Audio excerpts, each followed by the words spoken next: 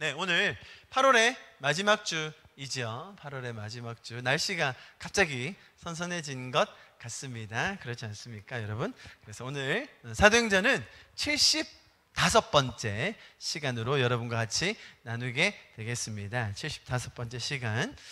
바울의 3차 전도 여행이 이제 다 마무리해서 바울이 귀환을 했습니다. 그때부터 시작된 일들이 이제 쭉 이어지고 있는 것인데요. 주로는 바울의 변론, 그죠? 바울이 사람들 앞에서 어떤 제목이 있었을 때 그들 앞에서 변론하는 그런 시리즈들이 지금 쭉 이어지고 있습니다. 그렇게 흐름을 이어가고 있는데요. 처음에는 유대인들 앞에서 변론을 했고, 그 다음에 천부장 앞에서, 그리고 공의회 앞에서, 그리고 오늘은 벨릭스라는 그 총독 앞에서 내가 왜 무죄한지, 이 사람들이 왜 터무니없이 나를 고소하고 있는 것인지에 대해서 이야기를 나눕니다. 자, 그 과정이 지금 오늘이 24장이 마무리되는데 22장부터 쭉 이어져 오고 있고, 그리고 조금 더 이어지게 됩니다. 사도행전, 또 바울의 사역, 심지어 바울의 생애가 이제 거의 마무리되고 있는 그런 장면입니다. 그래서 이런 사도행전의 말미에서 이루어지는 일들이기 때문에 사실은 단순히 반복적인 변론의 그런 장면들이다라고 생각할 수도 있지만요, 그 바울의 선언 하나하나에 담긴 의미들이 우리가 믿는 신앙의 핵심인 것을, 그런 요소가 담겨 있음을 우리가 오늘도 잘 배울 수 있는 시간들이 될 수 있기를 축복합니다. 어떤 느낌인지 아시겠죠? 그래서 오늘 약간의 복습과 함께 여러분과 함께 본문을 나누도록 하겠습니다. 21장부터 이렇게 제가 복습을 하면서 쭉 여러분에게 설명드리겠습니다.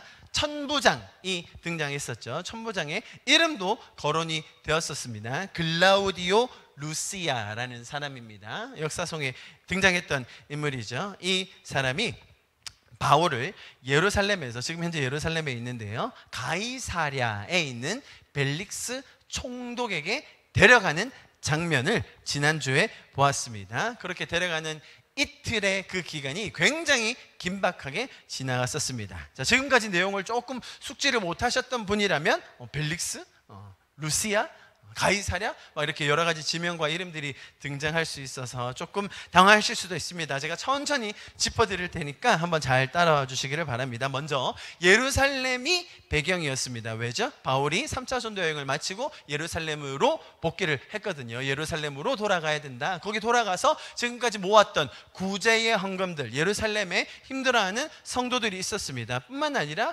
일반 성도 포함하여서 거기 있는 많은 어려움이 있는 사람들을 돕기 위해서 오히려 이방에서 많은 구제와 연보를 모아서 이제 예루살렘 본부로 섬기기 위한 그런 헌금을 모아서 예루살렘으로 귀국을 했습니다. 그런데 그 귀국했던 시간이 6월절 기간, 명절 기간에 맞춰서 예배를 드리러 오는 많은 사람들과 함께 교제하고, 또 거기에 있던 리더십들과 교제하면서 이제 로마로 갈 채비를 하기 위해서 들렀던 곳이 예루살렘이었습니다. 자, 거기에서 많은 일들이 있었지만요, 거기에 바울이 왔을 때 바울을 싫어했던 사람, 원래 유대주의자들도 있을 뿐만 아니라 아시아 지역, 바울이 3차 전도 여행 때 3년이라는 시간을 보냈던 에베소 지역에서 똑같이 명절을 지키러 왔던 사람들이 바울을 보는 순간 너무 화가 나서 이를 모함하여 죽이려고 했습니다. 몰매를 치려고 했죠. 자, 그때 등장했던 사람이 바로 이 천부장 루시아였습니다. 21장 보십시오. 31절, 그들이 그를 죽이려 할 때에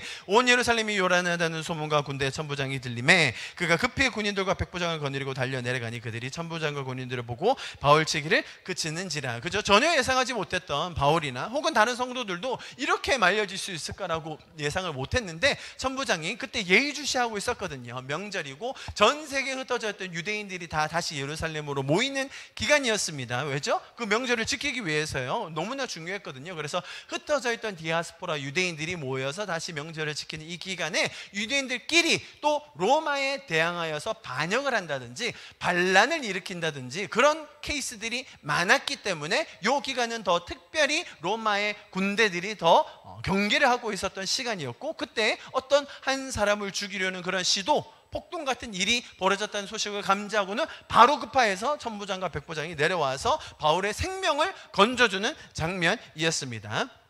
자, 로마의 천부장이었던 아까 설명드렸던 글라우디오 루시아입니다. 이 사람이 바울을 감옥에 가두려고 했는데 막 성난 군중들이 따라와가지고는 그래도 바울을 막 죽일 거라고 막 쫓아오고 있었죠. 그때 바울이 한마디 합니다. 뭐라고 했었죠? 제가 이 사람들에게 한마디 해도 되겠습니까? 어느 나라 말라고 했다고 설명드렸습니까?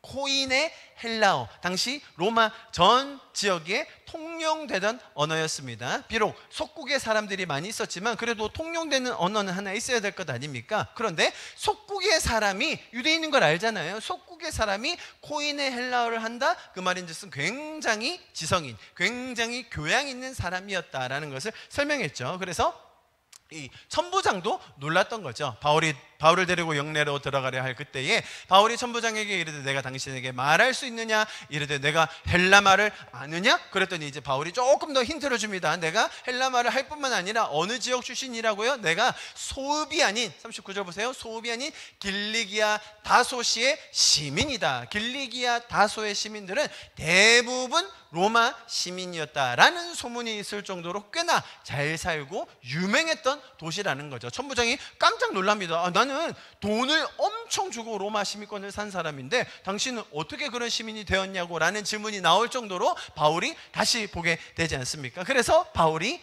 헬라어로 사람들에게 그 천부장에게 얘기하고 자기 민족들한테 얘기할 때는 히브리어로 얘기를 했다고 설명을 드렸습니다. 그런데 바울이 아무리 설명을 하려고 해도 군중들이 잠잠해지지 않았습니다. 오히려 바울의 말에 더 자극을 받아 폭도로 돌변하여 바울을 죽이려고 했습니다. 21절 같은 이런 말들이 유대인들의 마음을 더 긁고 놓는 그런 말이었습니다. 뭡니까? 나더러 또 이르시되 떠나가라. 내가 너를 멀리, 하나님께서 바울에게 주셨던 사명이잖아요. 이방인에게로 보내니라 하셨느니라. 자기들은 선민 사상에 젖어서 자신들만의 특권, 자신들만 구원받는다, 자신들만 복을 받는다라고 생각하고 있던 그 사람들이었는데 이방인까지 포함시킨다? 그 말인즉슨 자신들의 특권을 와해시키고 자신들의 이권을 침탈하는 행위로 보았기 때문에 이 말을 듣자마자 사람들이 이 사람은 더 이상 살려두면 안 된다고 막 돌을 치려고 했습니다. 사태의 심각함을 본 천부장은 급하게 바울을 또다시 오게 가두었습니다. 자, 그래가지고 도대체 바울이 무슨 잘못을 했는지 알아내기 위해서 신문을 하려 했습니다. 그 신문을 하는 방식이 뭐라고 제가 지난주에 설명드렸죠? 채찍질을 하는데 단순히 채찍질이 아니라 우리가 The Passion of Christ에서 보았듯이 채찍 가죽 앞에 동물의 뼈라든지 금속 조각을 달아서 살점이 떨어져 나오게 하는, 그래서 신문이라고 얘기하지만 고문이라고 얘기하지만 거의 죽이는 아니면 반신불구가 되는 그 정도의 신문이었다는 것입니다. 자, 그때 바울이 카운터 펀치를 먹이니 뭐라고 이야기했다고 했었죠? 당신들은 로마 시민도 이렇게 심판하지 않고 이런 식으로 대합니까? 라고 했더니 그때 로마 군대가 발칵 뒤집힌 겁니다. 백부장들이 와가지고 천부장님, 백부장은 그 밑에 하인들이잖아요. 천부장님, 이 사람이 로마 시민이라는데요, 어떻게 할까요? 라고 하는 그 소리를 듣는 순간 천부장부터 그 밑에 모든 사람들이 발칵 뒤집히는 그런 분위기가 반전이 되는 사건이 있었죠. 그래서 천부장도 더 이상 손 쓸 수가 없어가지고, 그렇다면 이 문제는 보니까 정치적인 것도 포함되어 있고, 그런데 대부분은 너희 유대교 종교적인 것이니 그렇다면 공회에 가서 판결을 받아라. 그래서 데려갔던 공회가 어디라고 말씀드렸죠? 산헤드린 공의회, 바울이 소속되어 있던 그 공의회입니다. 쉽게 말로 내 나와바리, 내 물 만난 그런 자리가 된 것이죠. 그래서 바울은 그 공의회에 대해서 너무나 잘 파악하고 있었고 구성이 어떻게 되는지를 알고 있었기 때문에 오히려 거기서 사람들을 더 막 요리하는 듯한 그런 장면이 펼쳐졌었습니다. 자, 그럼에도 불구하고 그날 밤에 바울을 죽이기 전에는 물도 마시지 않고 내가 밥도 먹지 않겠다라고 했던 사람이 몇 명이나 모였다고요? 40명이 젊은이들이 막 혈기가 왕성해가지고 바울은 반드시 죽여야 된다. 바울 살인 결사대를 구성하여서 물도 안 마시겠다고. 물 안 마시면 3일 버티기 힘든데요. 정말 그런 결의를 가지고 바울을 지금 죽여버리겠다라고 생각을 했다는 것입니다. 그래가지고요, 그렇게 죽이려는 그 음모가 바울의 조카에 의해서 발각이 되고 그 소식이 천부장에게 알려졌고, 그래서 이 천부장도 더 이상 감당이 안 되겠다 싶어서 더 상급 기관인 총독이 있는 그 가이사랴로 보내게 되었습니다. 이 바울 한 명을 이송시키는데, 후송하는데 몇 명의 병력이 동원됐는지 아십니까? 이렇게 나와 있어 보세요. 23장, 저희가 지난주에 봤던 장면인데 뭐 자세히 보지는 않았습니다. 몇 명을 동원했을까요? 백부장들을 불러 이르되 밤 제3시에 새벽에 가는 거예요. 새벽에. 이거 완전 급파 작전인 거예요. 그 주변 사람들 모르게 몰래 가는 겁니다. 가이사랴까지 갈 보병 200명, 기병 70명, 창병 200명을 준비하라. 총 몇 명입니까? 200명 더하기 70명 더하기 200명, 470명 분대가 바울 한 명 후송하겠다고 모여가지고 지금 가고 있는 겁니다. 왜죠?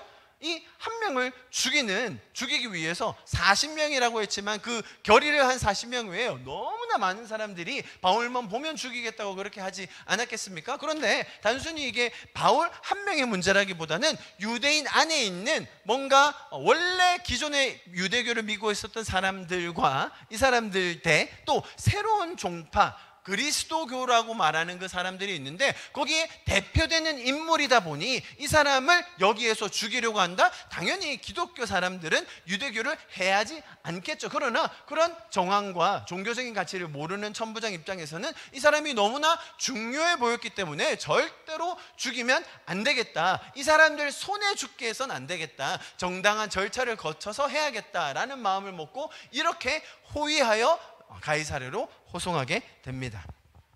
반대로 말하면 이렇게 보호를 받으면서 바울은 원래 본인이 가야 할 그 자리 로마까지로 천천히 이동하고 있는 모습을 볼 수 있는 것입니다. 하나님께서 바울에게 주신 사명이 있었다는 것입니다. 그것이 23장 11절 말씀, 저희가 지난주에 봤던 그 우리의 삶의 기준이 될 수 있는 그런 말씀이라고 제가 설명드렸는데요. 우리 다시 한번 한 목소리로 읽어볼까요? 23장 11절입니다. 시작. 그날 밤에 주께서 바울 곁에 서서 이르시되 담대하라, 내가 예루살렘에서 나의 일을 증언한 것 같이 로마에서도 증언하여야 하리라 하시니라. 아멘. 자, 이렇게 하나님께서는 바울의 인생의 여정에서 그에게 주신 사명, 주님과의 인격적인 여정, 그를 향한 삶의 터전에서의 본분, 이 모든 것들을 다 이루어낼 수 있도록 하나님이 직접 이 모든 것들을 인도해 가고 계심을 우리가 기억해야 할 줄 믿습니다. 사람들이 방해하고 죽이려고 하고 음해하려고 하고 몰매치려고 하고 신문하려고 할 그때마다 하나님께서는 보이지 않는 손으로 바울을 도와주고 계셨다는 것이죠. 심지어 이렇게 너무나 많은 사람들이 막 결기하여서 죽이려고 할 때에 오히려 로마의 군대가 바울을 지켜주며 그를 후송해주는 그런 장면을 보게 됩니다. 그래서 그 무엇도 바울과, 잘 들어보세요, 바울과 주님과의 이 여정, 바울과 주님과 함께하는 이 여정을 막을 수 없었다는 것입니다. 가장 권위 있어 보이는 권력자들, 뭐 의회건 무소불위의 힘을 가진 그 어떤 세력이라 할지라도 바울과 하나님과의 이 인격적인 관계를 끊을 수가 없었다라는 것입니다. 그죠? 이것을 우리는 하나님의 섭리, 하나님의 인도하심, 하나님의 공급하심이라고 부릅니다. 여러분, 그러나 오해하지 마시기 바랍니다. 제가 지금 설명드린 이런 것들이 많은 사람들이 오해할다, 그러면 하나님께서 우리를 인도해 주시고 하나님께서 우리에게 공급해 주시고 우리의 갈 길을 열어주시면, 그러면 우리는 항상 승승장구하고 만사형통하며 하나님의 전지전능하신 능력이 있으니까 뭐 웬만한 문제들은 다 해결되겠네라고 생각하기 쉬워요. 자, 여러분, 지금 어떤 것도 무엇을 막을 수 없다고 제가 계속 반복해서 말씀드리고 있습니까? 바울과 하나님과의 그 인격적인 관계와 그 인격적인 여정은 주변 다른 세력들이 막을 수가 없었다는 거예요. 근데 이것을 잘못 해석하면 그렇구나, 하나님이 우리를 인도해 주시면 승승장구, 만사형통, 문제 해결이구나 라고 생각할 때가 많다는 것입니다. 여러분, 그것이 아니라 이 세상이 막을 수 없는 것이 있으니 잘 들어보십시오. 그것이 하나님께서 우리를 부르신 그 사명의 자리, 우리를 부르신 그 자리, calling이라고도 하고 destiny라고도 합니다. 나의 삶의 터전과 나를 향하신 하나님의 계획, 그것을 막을 수 없다는 것입니다. 여러분, 지금 오늘 이 장면에서 바울이 잘 알고 있고 또 그것을 믿고 붙들며 하나님과 동행하고 있는 그 인도하심, 지금 이 순간에는 뭡니까? 로마로 가서 지금 예루살렘에서 했듯이 그대로 증언하여야 하리라. 자, 이것을 바울은 믿고 있고 들었고 붙들고 있는 겁니다. 이것은 잘 보세요, 여러분. 아주 다분히 바울과 하나님과의 인격적인 여정임을 우리가 알아야 한다는 것입니다. 우리의 삶에 이러한 여정이 있습니다. 삶의 단계마다 나타나는 과정들이 있어요. 그 속에서 우리는 하나님과의 인격적인 교제와 관계, 그리고 스토리들을 쌓아갈 수 있는 특권을 가진 성도들인 것입니다. 주님이 불러주신 이 공동체 속에서 성도 간에 누리는 그 풍성함과 세상이 알 수 없는 이 교제의 기쁨을 누릴 수 있는 자, 그것이 바로 교회의 구성원들인 것이죠. 여러분들의 삶에도 하나님과 인격적으로 동행하면서 만들어지는 그 스토리들, 공동체 안에서 나누어지는 그 기쁜 교제들이 더 풍성할 수 있기를 축복합니다. 물론 우리의 삶에 신앙의 근본들이 있습니다. 그것은 복음과 구원, 성령의 동행하심, 그런 것들이죠. 하나님께서 모든 사람들을 구원하기 원하신다는 그 복음의 기쁜 소식이 있습니다. 그래서 하나님께서 우리를 위해서 먼저 일하셨기 때문에 우리를 영원한, 또 지금도 누릴 수 있는 그 천국의 기쁨으로 인도해 주시는 그 은혜가 있다는 것입니다. 그래서 우리 안에서 시작한 이 천국의 구원의 기쁨과 감격이 내 안에 머물러 있는 것이 아니라 우리의 가정 안에서, 우리의 공동체 안에서, 우리의 이웃을 향하여 그것들이 더 풍성해질 수 있는 것이죠. 그래서 우리의 교회라는 것은 이런 하나님께서 먼저 일하셨던 그 은혜를 배우고 또 함께 누리고 그리고 나누는 그런 공동체가 바로 이 성도들의 모임인 교회인 것입니다. 그래서 이 풍성한 은혜가 여러분의 삶의 여정마다 그 누구도 막을 수 없는 하나님께서 여러분을 향하여 주신 그 은혜의 발걸음들, 삶의 스토리들이 더 풍성해질 수 있기를 축복합니다. 할렐루야. 자, 여기까지가 복습이었습니다. 자, 그래서 바울을 이렇게 후송하려고 하는 그 찰나에 어떤 일들이 더 벌어지고 있는지 한번 연결해서 보도록 하겠습니다. 자, 23장까지 쭉 마무리했습니다. 자, 24장에 들어왔어요. 24장. 그래서 이제 가이사랴로 후송된 이후의 장면들을 이제 보게 됩니다. 자, 우리 24장 1절과 2절 같이 한번 읽어보실까요? 한 목소리로 읽겠습니다. 시작. 닷새 후에 대제사장 아나니아가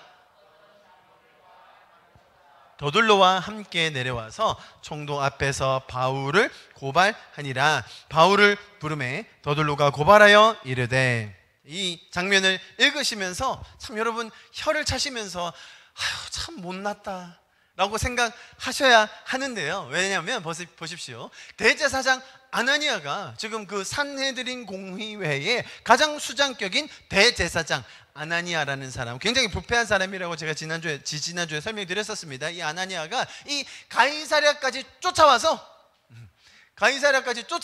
그 벨릭스 총독 앞에서 바울을 고발하여 결국 바울을 처형시켜 버리겠다고 여기까지 쫓아온 거예요. 여러분, 대제사장이 일개 한 명의 이 사람을 고소하기 위해서 여기까지 그렇게 쫓아왔다? 그것도 로펌의 변호사 한 명 데리고, 보세요. 뭐라고 나와 있습니까? 누구예요? 아나니아가 어떤 장로들과 한 변호사 더둘로 이름까지 딱 거론된 걸로 봐서 굉장히 실력 있는 로펌의 변호사 아니겠습니까? 이 아나니아 대제사장이 원래 하는 일이 뭡니까? 여러분, 대제사장은 하나님과 사람들과의 끊어졌던 관계를 화해하고 중재해 주기 위해서, 일단 유대교에서 말입니다, 그런 역할을 하는 사람인데 지금 뭐 하고 있는 거예요? 한 사람 잡아 죽이겠다고, 자기 이권 그렇게 침해한다고 해서 이렇게까지 쫓아와서 돈을 막 엄청 들여가지고 변호사 선임해가지고 이렇게 온 장면, 참 못난 아나니아의 모습, 죄인들의 모습, 너무나 비굴하면서 또 치졸하면서, 그러나 또 자신들의 이익을 끝까지 지키려는 이 죄인된 모습에 아주 결정체를 보여주는 장면입니다. 죄인의 악함이 이렇게 절실히 드러나는 것이죠. 죄인들은 자신들의 이익과 이권이 관련이 되면요, 체면 따위는 없어집니다. 어디 감히 대제사장이 이런 데 와, 뭐 그런 것 없어지는 거야. 내 이권과 관련이 되면 발벗고 나서는 거죠. 그만큼 유대 지도자들이 부패에 있었음을 알 수 있고, 또 죄인들이 얼마나 치졸한지까지도 우리가 이 장면을 통해서 보게 됩니다. 자, 그러면서 이제 이 변호사를 선임했으니까 이제 변호사가 직접 이 벨릭스 총독 앞에서 아나니아 대제사장이 주재한 그 자리에서 이제 이 변호사가 그 사건에 대해서 바울에 대한 고소 제목을 이야기하지 않겠습니까? 한번 보십시오. 3절, 벨릭스 각하, 가장 영예롭고 가장 훌륭하고 지존한 각하, 이런 뜻을 의미하는데요. 역시 이 비싼 로펌 변호사답게 이 더둘로는 유대교의 율법과 로마법도 잘 알고 있는 아주 헬라화된 유대인임을 우리가 알 수 있는데요. 지금 뭐라고 얘기하는지 보십시오. 우리가 당신을 힘입어, 3절 보십시오, 당신을 힘입어 태평을 누리고 또 이 민족이 당신의 선견으로 말미암아 여러 가지로 개선된 것을 우리가 어느 모양으로나 여러 곳에서나 크게 감사하나이다. 자, 4절도 보세요. 당신을 더 괴롭게 아니하려 하여 우리가 대강 짧게 아주 간결하게 여짜옵나니 관용하여 들으시기를 원하옵나이다. 여러분, 이런 게 바로 비싼 로펌 변호사들이 하는 행동입니다. 판사의 마음을 잘 읽어가지고 아첨도 좀 하고 기름칠 좀 해가지고 먼저 호감을 산 다음에 그리고 뭐 얘기를 해야 할 것 아닙니까? 요즘처럼 뭐 법대로 하는 게 아니라 이때만 해도 사실 총독이 어떻게 결정하느냐에 따라 달라질 텐데, 이 말하는 이 감언 인설이 얼마나 아주 찰진지 잘 알 수 있습니다. 자, 그런데 문제는 뭐냐면 벨릭스라는 이 총독, 지금 이제 판사 역할을 하고 있는 이 총독은 결코 화평하게 했던, 아니면 이렇게 선견을 가지고 유대인들을 좋은 길로 인도했던 사람이 아닙니다. 여러분, 이 벨릭스라는 총독 이 한 명이 성경에만 등장하는 무슨 신화 소설의 인물이 아닙니다. 역사가들이 기록해 놓은 이 벨릭스 총독에 대한 이야기가 많이 있어요. 성경에 없는, 성경은 여기서 등장하고 말잖아요. 끝나잖아요. 그런데 기존의 역사가들이 기록을 해놨던 많은 벨릭스에 대한 그런 이야기들이 있는데요. 그는 엄청나게 잔인한 인물이었어요. 들어보십시오. 벨릭스는 암살자들을 동원해서 자기가 마음에 들지 않는 대제사장이 있으면 살해했어요. 암살자들을 동원해서 거짓 예언자가 일어나, 그때 당시는 예언자들이 좀 일어나던 시기였습니다. 예수님 이후에도 자기가 예언자다, 내가 선지자다, 내가 구원자다라고 하는 사람들이 덜어 일어났거든요. 그런 사람이 있기만 하면 너무나 많은 사람을 죽였고, 또 어떤 특별한 사건에서는 400명 이상을 죽인 그런 기록이 있고요, 200명 넘는 사람을 감옥에 가두었다는 그런 기록이 고스란히 남아 있었습니다. 다 유대인들, 자기 민족들을 이런 식으로 처단하고 처형하고 괴롭혔던 자가 누구라고요? 벨릭스라는 거예요. 그런데 이 변호사 더둘로도 유대인이거든요. 아무리 헬라화됐고 아무리 큰 로펌에서 일한다고 하지만 이거 좀 너무 심한 아첨 아닙니까, 여러분? 당신을 힘입어 태평을 누리기는 무슨. 자, 너무나도 사실은 웃픈, 서글픈 장면이라는 거예요. 자, 그러면서 뭐라고 바울을 고소하는지 보십시오. 우리가 보니, 자, 이 사람 말하는 거 보세요. 이 사람은 전염병 같은 자라. 완전 코로나예요. 코로나 덩어리. 천하에 흩어진 유대인을 다 소요하게 하는 자요, 나사렛 이단의 우두머리라. 지금 아주 똑똑해요, 이 변호사가. 무슨 말이냐면, 사실 지금 이 사건은 다분히 유대교의 종교적인 이슈거든요. 그렇잖아요. 유대교 종교 안에서 저 사람이 우리가 믿는 신념을 바꾸려고 하고 그 모세의 할례라든지 모세의 율법 등을 부정하고 그러면서 성전을 더럽힌다. 사실은 다분히 유대 종교 관련 법률이어야 하는데 지금 이 변호사는 어떻게 하고 있어요? 마치 이것이 정치적인 이슈인 양, 사람들을 선동하여서 반란을 일으키게 하는 그런 사안인 양 이 벨리스 총독에게 고소하고 있다는 거예요. 똑똑합니다. 역시 비싼 돈 주고 좋은 변호사 선임하긴 해야 되는 것 같아요. 세상이 그런 거예요. 그러면서 바울은 계속적으로 반복적으로 유대인들을 선동해 반란과 폭동을 일으키게 하는 자임을 강조하는 거예요. 막 그래서 이 사람은 전염병, 당시 이게 흑사병을 나타내는 그런 단어와 연결되어 있는데요. 지금으로 말하면 딱 코로나인 거죠. 이 사람 이대로 놔뒀다가는 전염병 번집니다, 반란 일어납니다라는 정치적인 사안으로 꾸며서 이를 고소하고 있다는 것입니다. 이해하시겠죠? 자, 그래서 이가 어떤 식으로 또 더 이야기하는지 보세요. 그가 또 성전을 더럽게 하려 함으로 우리가 잡았사오니. 이건 좀 사실관계가 또 맞지 않아요. 우리가 잡았나요? 천부장이 잡아왔나요? 이거 참 굉장히 잘못된 거예요. 무슨 말이냐면 이 사람은 진짜로 잘못해가지고 우리가 산헤드린 공의회에서 우리 스스로 잡아왔다. 이 사람은 잘못했다. 그냥 다른 거 정황 살필 필요도 없이 그냥 우리가 잡아왔으니 죄인이니까 신문하셔서 처형시키시면 됩니다라는 쪽으로 분위기를 확 몰고 가고 있는 사실을 볼 수 있습니다. 자, 그래가지고 당신이, 보세요 8절, 당신이 친히 그를 신문하시면 우리가 고발하는 이 모든 일들을 아실 수 있나이다 하니, 신문이 뭐라고 말씀드렸죠? 채찍가지고 때리는 거예요. 반 죽여놓는 거예요. 고문하는 겁니다. 그러니까 이 신문을 받으면 사실 없던 죄도 생기고요, 안 지었던 죄도 다 불게 되어 있어요. 그러니까 신문만 하시면 다 불 겁니다. 그랬더니 같이 따라갔던 장로들과 몇 명의 유대인들, 보세요. 유대인들도 이에 참가요, 이 말이 옳다, 옳소, 맞습니다, 조용해야 됩니다, 분위기 조장하고 있는 것입니다. 자, 저쪽은 지금 로펌 변호사까지 대동해서 바울을 고소하고 있습니다. 자, 이제 그렇다면 이 말을 들은 바울이 뭐라고 이야기할까요? 제가 전체 다를 보지는 않을 겁니다. 왜냐하면 바울의 말이 너무나 명료하고 정확하기 때문에 사실은 이렇게 비싼 로펌 변호사가 와서 막 아첨으로부터 시작해서 정말로 많은 것들을 이야기하지만 사실은 사실관계에 부합하지 않기 때문에 바울 입장에서는 별로 그렇게 영양가 없는 이야기였던 것을 우리가 쉽게 알 수 있는데요. 자, 바울의 차례 뭐라고 이야기하는지 보십시오. 바울은 자신이 예루살렘을 방문한 목적이 유대인들이 지금 고소하고 있는 것처럼 정치적인 목적이 아니라 종교적인 목적이었다라는 것을 충분히 알 수 있습니다. 10절 보십시오. 총독이 바울에게 머리로 표시하여, 자, 바울 해봐, 이렇게 얘기했죠. 그랬더니 그가 대답하여 하되, 당신이 여러 해 전부터 이 민족의 재판장 된 것을 내가 알고 내 사건에 대하여 기꺼이 변명하나이다. 바울은 아주 당당해요. 아첨 없어요.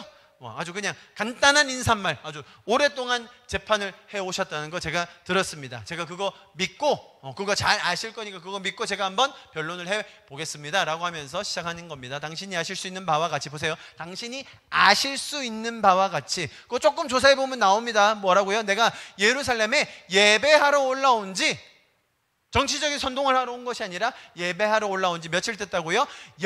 이틀 12일밖에 안 됐습니다. 무슨 말입니까? 지금 바울이 3차 전도여행 5년 가까이 갔다 왔거든요. 그 출입국 기록 보면 다 나옵니다, 여러분. 출입국 기록 보면 바울이 지금 들어온 지 한 열흘밖에 안 됐어요. 5년이나 떠나 있다가 예루살렘으로 복귀한 지 이제 열흘 가까이 됐는데, 열흘 동안 도대체 무슨 재간으로 제가 그렇게 정치적인 선동을 해서 모든 사람들이 다 반란을 일으키게 만들겠습니까? 라는 그런 발언이죠. 여러분, 심지어 바울이 뭐 했는지 기억나십니까? 정결의식 했었거든요. 정결의식. 그때는 7일 동안 아무것도 못하고 가만히 있었어야 됐어요. 12일 중에 지금 5일밖에 없었는데 제가 무슨 수로, 무슨 재간으로 이런 정치적인 선동을 한단 말입니까? 그 출입국 조사 한번 기록 살펴보시면 분명히 아실 수 있을 겁니다. 입국 목적, 유월절 지키기 위해서 이렇게 다 적어놨습니다, 제가. 12절 그들은 내가 성전에서 누구와 변론하는 것이나 회당 또는 시중에서 무리를 소동하게 하는 것을 보지 못했다. 증인 있으면 데려와 보세요. 제가 그런 식으로 조금이라도 사람들 선동하고 모아서 무슨 강연하고 그런 적이 있습니까? 아니요. 저는 야고보랑 교회 장로들이랑 리더분들이랑 대화하면서 교제밖에 안 했습니다. 그럴 만한 시기도 아니었고 그렇게 할 수 있는 기간도 없었습니다 라고 이야기했습니다.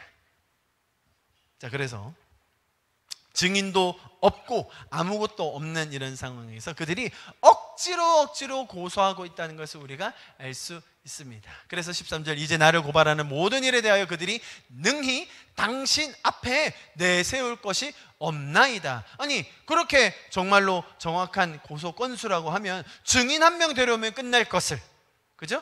그 사건 그대로 목격했던 몇 명만 데려오면 끝날 것을 선동이나 하고 말이죠, 변호사나 선임해서 이런 식으로 하는 걸 보면 벨릭스 총독 당신께서도 충분히 이해하실 겁니다 라는 그런 요지의 발언입니다. 자, 뒤에 쭉 이어서 여러 가지 것들을 이야기합니다. 제가 말씀드렸듯이 17절 보십시오. 17절 여러 해 만에 5년 만입니다. 약 4년에서 5년 정도 됐는데요.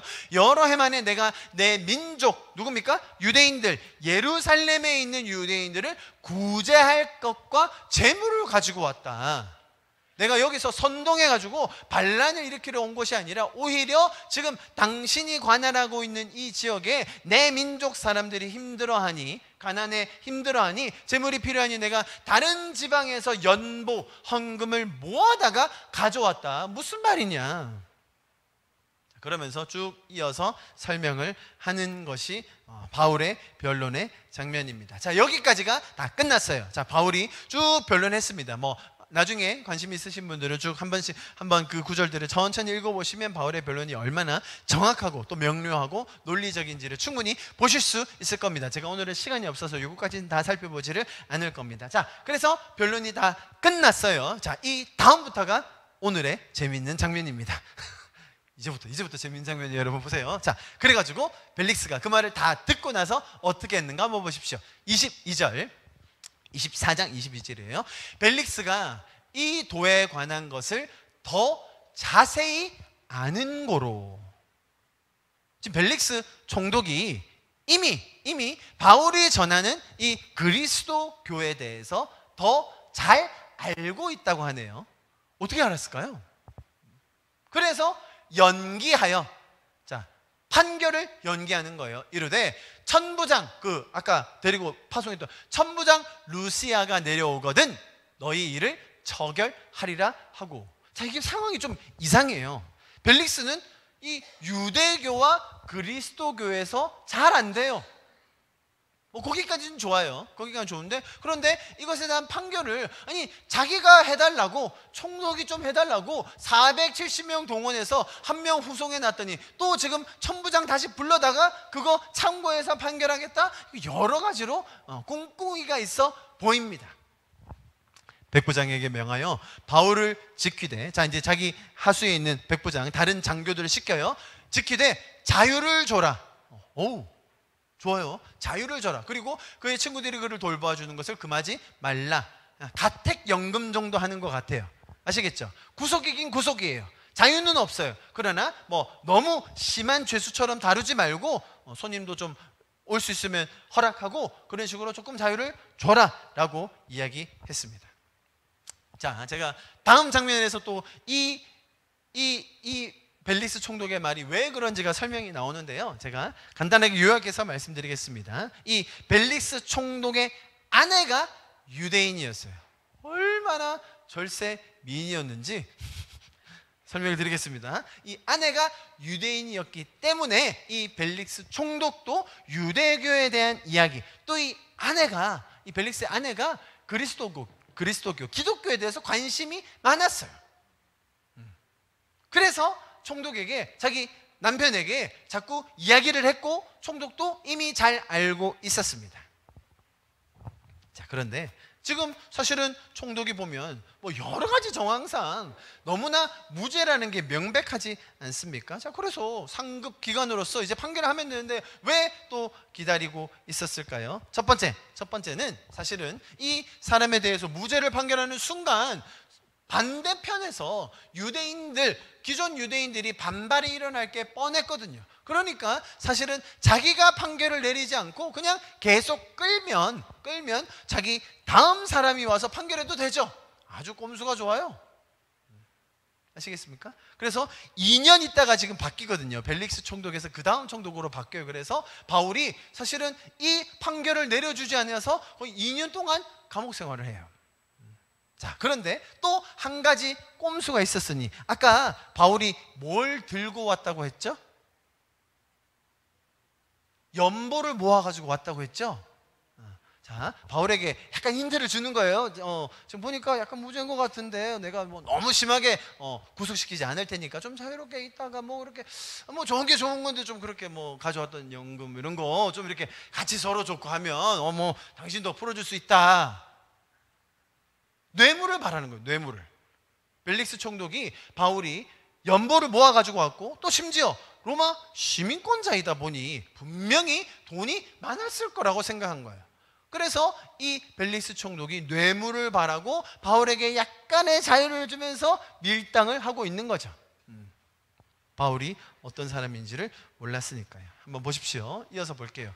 수일 후에, 자 보세요. 여기서 재밌습니다. 수일 후에 벨릭스가 그 아내 유대 여자 드루실라와 함께 와서 바울을 불러 그리스도 예수 믿는 도를 듣거늘.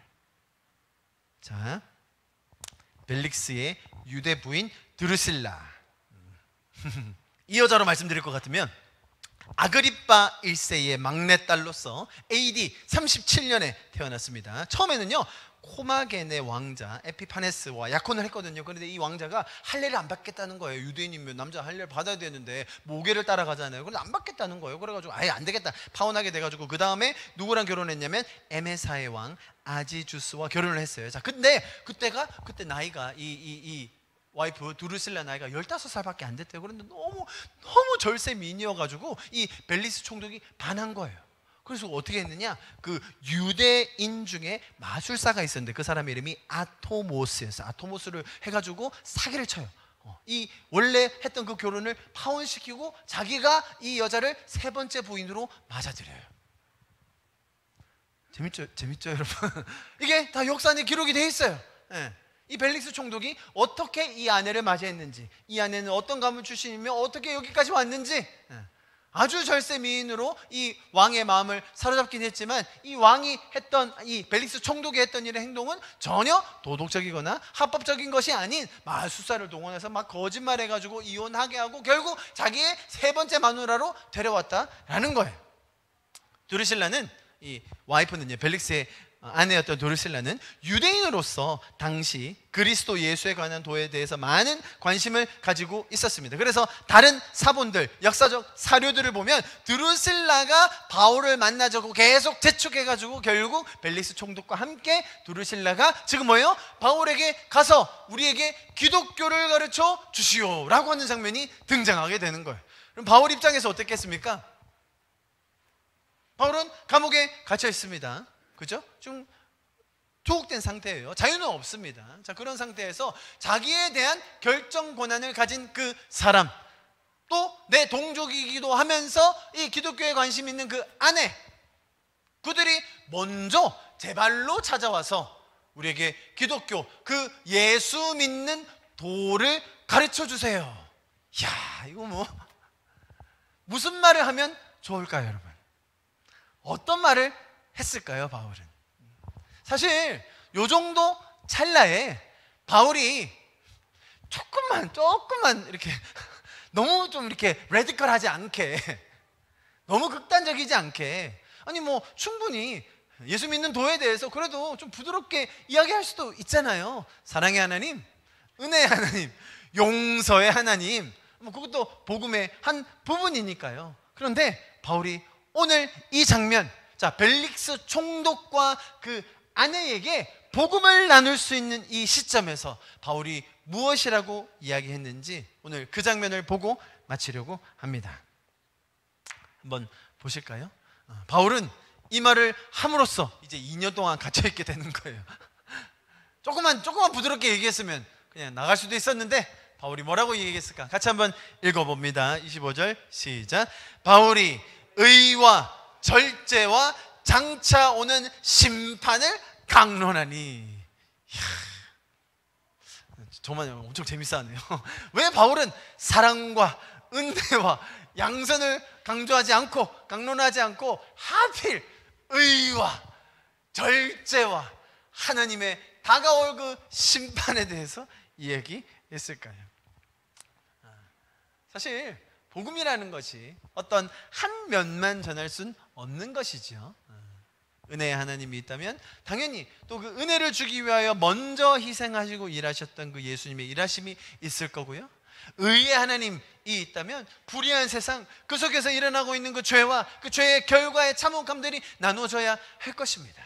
우리가 이 땅에서의 삶이 마지막이 아니라 우리가 이 땅에서의 짧은 그 70년, 80년, 100년, 120년의 삶이 다가 아니라 하나님이 다시 오실 것이며 그분이 의와 공의와 은혜로 심판하실 것임을 우리는 알고 그것까지 전해야 하는 것이죠. 바울은 이 절체절명의 순간에서 조금만 그 사람 마음에 들게 말했다면, 조금만 더 부드럽게 얘기했다면 분명히 탈옥될 수도 있었고, 아니면 바울이 그런 사람은 아니지만 조금 연보라도 나눠줬다면 그러면 또 자유의 모험이 되어서 로마까지 갈 수 있었을 텐데, 바울은 그런 것에 타협하지 않고 하나님이 그에게 주신 사명과 하나님이 그를 불러주신 자리에 대한 하나님과의 그 인격적인 여정에 대한 확신이 있었기 때문에 벨릭스 총독과 그 아내가 꼭 들어야 할 그 내용을 전하고 있었습니다. 그것이 바로 의와 절제와 심판이라는 것입니다. 첫 번째, 의는 이것입니다. 여러분, 로마서 3장의 말씀 우리 같이 한번 읽어봅니다. 시작. 이제는 율법 외에 하나님의 한 의가 나타났으니 율법과 선지자들에게 증거를 받은 것이라 곧 예수 그리스도를 믿음으로 말미암아 모든 믿는 자에게 미치는 하나님의 의인이 차별이 없느니라. 모든 사람이 죄를 범하였음에 하나님의 영광에 이르지 못하더니 그리스도 예수 안에 있는 속량으로 말미암아 하나님의 은혜로 값없다 의롭다 하심을 얻은 자 되었느니라. 할렐루야. 우리가 듣기에는 너무나 은혜로운 말씀, 그렇구나, 우리가 모두 죄인 되어 있었는데 하나님의 아들 예수 그리스도께서 우리를 속량해 주심으로 말미암아 우리가 모두 다 값없이 자격이 없었지만 의롭다고 칭하심을 받았구나라는 그 사실이죠. 그런데 세상 사람들은 세상에 공짜가 없다, 누가 그것을 그렇게 우리의 자격 없음에도 불구하고 해주냐라는 식의 논리, 어떻게 하나님의 아들이 인간이 되냐, 그런 반박, 그런 여러 가지 거침, 여러 가지 장벽들로 인하여 이렇게 하나님이 의를 이루어 주셨다는 이 놀라운 구원의 소식, 은혜의 소식을 받아들이지를 못한다는 겁니다. 벨릭스가 이것을 받아들일 수 있었을까요? 당신도 하나님의 아들 예수 그리스도를 믿음으로 말미암아 의롭다고 될 수 있습니다 라는 이 사실 말입니다. 두 번째는 뭐였습니까, 여러분? 의와 절제였습니다. 절제라는 이 단어의 뜻은 강한, 또 억누르는, 자제하는, 이런 뜻을 가지고 있는데요, 일반적으로 우리가 가지는 그런 정욕, 욕정에 대해서 그것들을 절제할 수 있는 능력을 이야기하는 것입니다.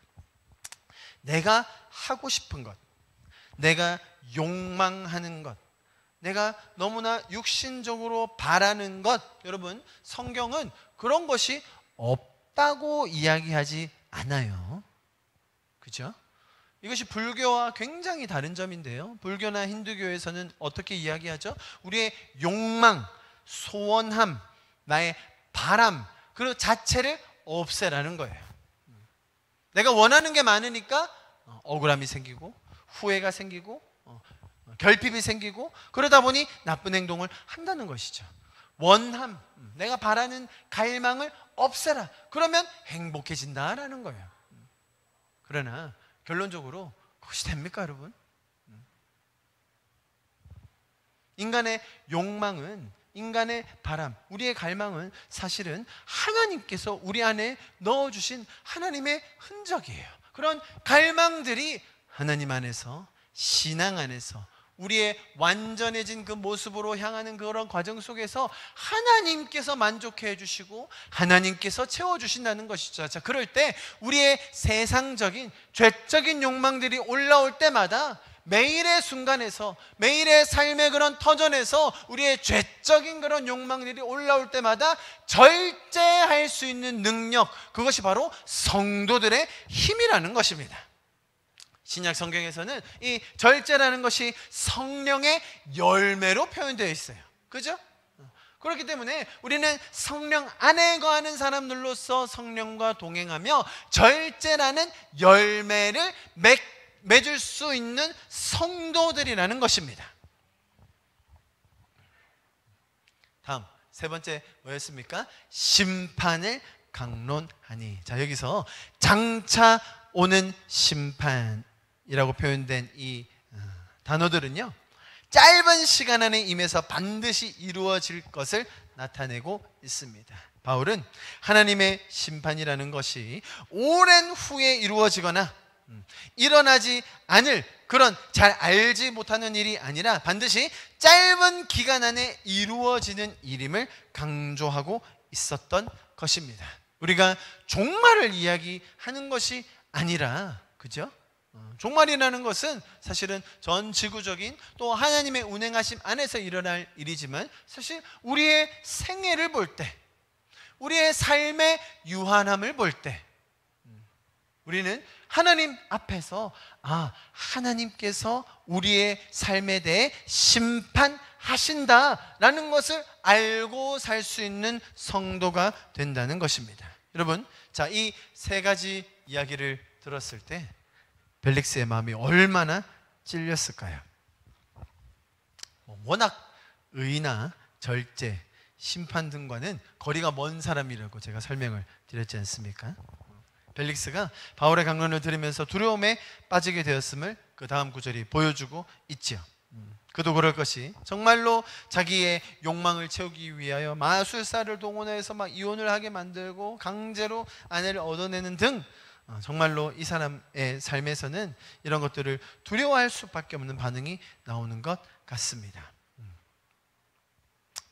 이러한 두려움은 바로 자신의 죄악을 비추어 주는 하나님께서 인도하여 주시는 은혜임에도 불구하고 이 벨릭스 총독은 바울을 돌려보내면서 이 복음을 거절하고 있습니다. 사실 바울은 이 순간, 이 장면에서 벨릭스에게 복음을 나누고 그 아내에게 복음을 나눔으로써 그들도 회개하고 그들도 은혜 안에 거할 수 있기를 바라는 마음이었으나 이 두 사람은 그것을 누리기를 거절합니다.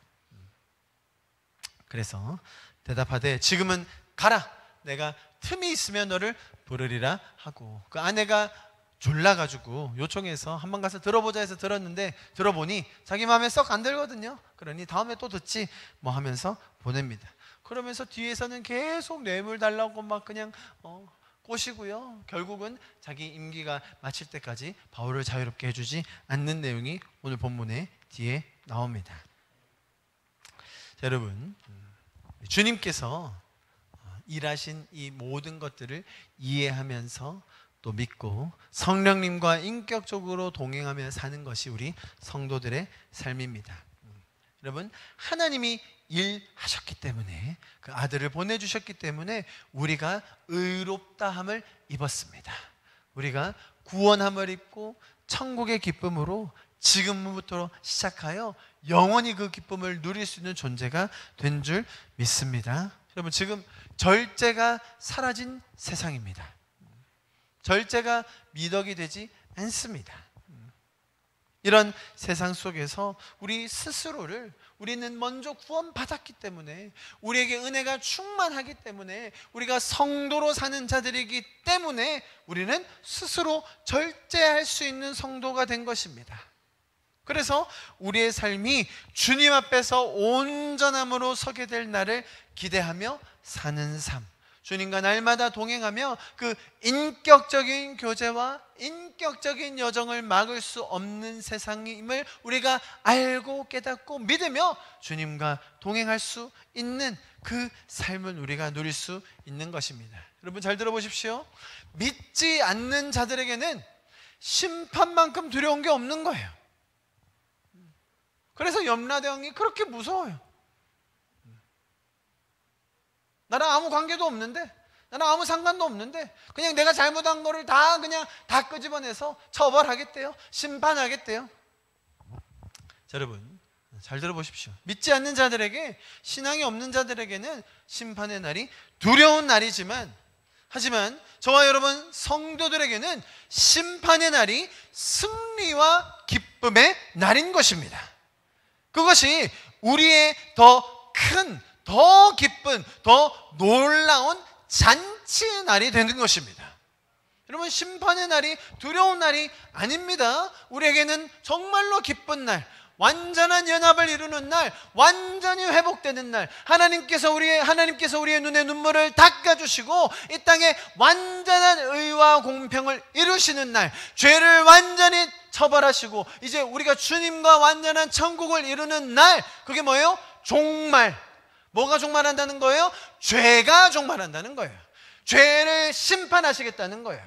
그때 우리 성도들의 마음은 어떨까요? 오히려 더 사랑하지 못했음이, 더 섬기지 못했음이, 내 인생의 유한함을 알고 하나님이 우리 앞에 계신 것을 알고 정말 더 많은 은혜를 누리고 나누지 못했음을 안타까워할 수는 있겠죠. 그러나 우리는 두려워하지는 않는다는 것입니다.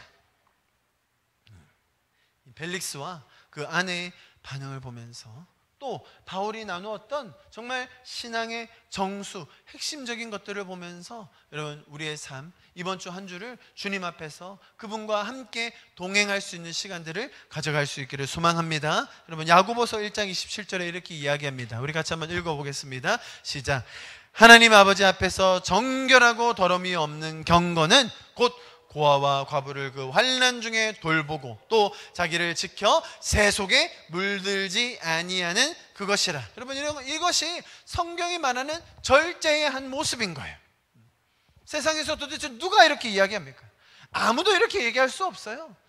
네가 잘나 보이기 위해서, 너를 포장하기 위해서 할 그 정도뿐이죠. 그러나 우리는 오히려 내가 스스로, 그렇지, 나는 영원한 천국을 소유한 자이고 주님 앞에 사랑하는 자이기 때문에 내가 스스로를 경건하게 절제함으로 내 주변에 있는 이웃에 있는 과부와 고아들을 더 돌보며 그것이 나의 삶에 주는 그 어마어마한 기쁨, 의미들을 내가 알기 때문에 내가 새 속에 물들지 않고 주님과 동행하며 주님과 함께 이 여정을 갈 수 있는 줄 믿습니다.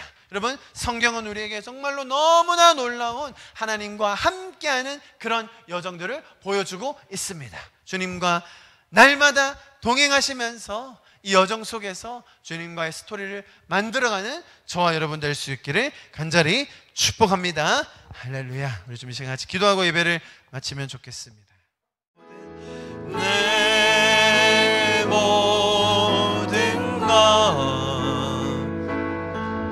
나의 생명까지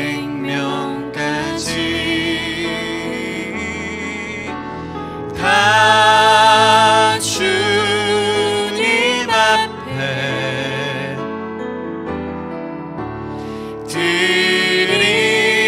드립니다.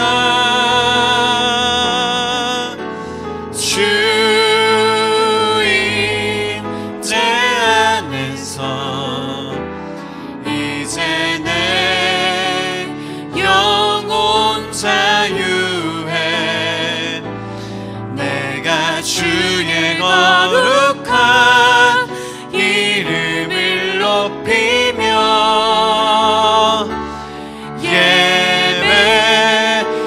예배하리.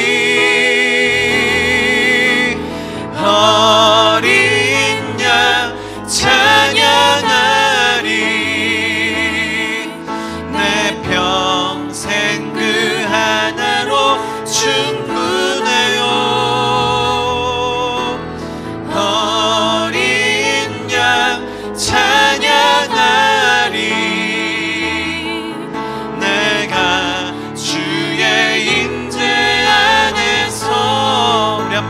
찬양합시다. 내 모든 것, 내 모든 것, 나의 생명까지 다 주님 앞에 드립니다.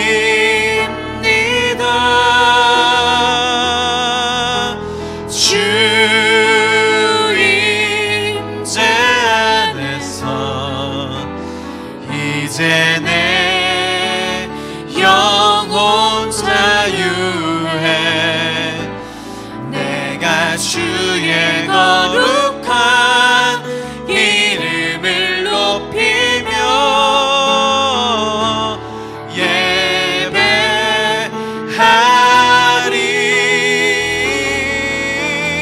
어린 양 찬양하리.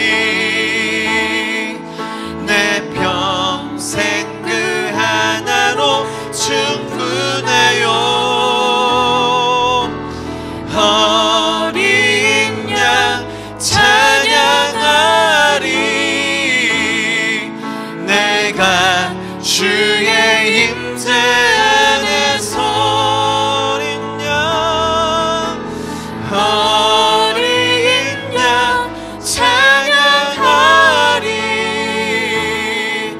내 평생 그 하나로 충분해요.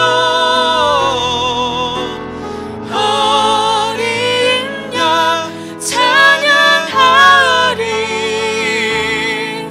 내가 주의 임재 안에서.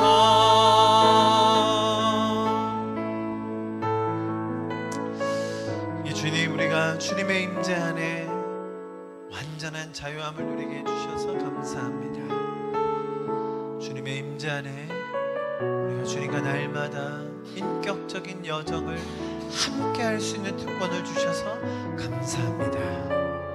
주님 주신 은혜를 함께 배우고 누리고 나누며 우리의 삶에서 주님 주신 이 특권 안에서 교제하고 또 힘써 나눌 수 있는 한 마음으로 섬길 수 있는 공동체와 교회를 주심에 다시 한번 감사를 드립니다.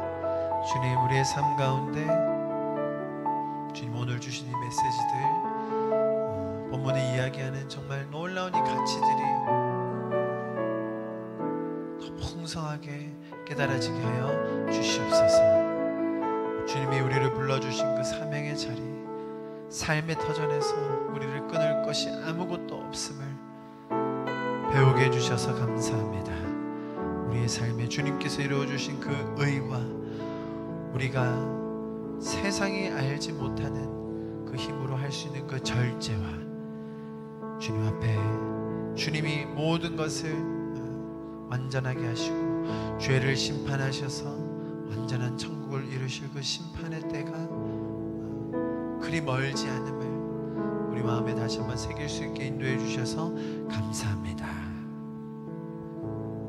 지금은 우리 주 예수 그리스도의 은혜와 하나님 아버지의 그 놀라우신 사랑하심과 성령께서 우리의 삶을 인도하여 주시고 공급하여 주시고 살펴보아셔서 우리의 삶의 각자의 터전에서 주님과 정말 그 풍성한 교제를 누리며 나눌 수 있도록 해주시는 그 성령님의 감화 감동 교통하심이 지금 이 자리에 모여서 우리의 마음을 다시 한번 주님께 올려드리며 주님으로 만족하며 그 안에 영원한 자유함을 누리기 원하는 우리 성도들 한 분 한 분 가운데 가정과 학업과 삶의 터전 위에 지금부터 영원히 함께 하실 것을 간절히 축원하며 기도하옵나이다.